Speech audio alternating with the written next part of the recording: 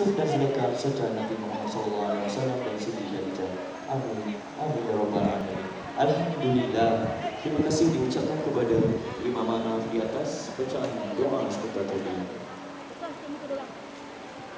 Orang jauh dikenang-kenang, hanya terkenang pada yang satu.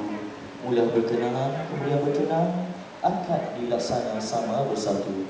Anak Cina mengail pati di tepi titi, semenjeruki pasangan pengantin, tanda gembira penuh di hati. Bagi tidak membuang masa lagi, kita terus ke majlis pemutawa. Dengan ini, majlis mempersilakan ayahanda dan bonda kepada pengantin lelaki Encik Rostam bin Man dan pasangannya Puan Isyam binti Ismail dipersilakan.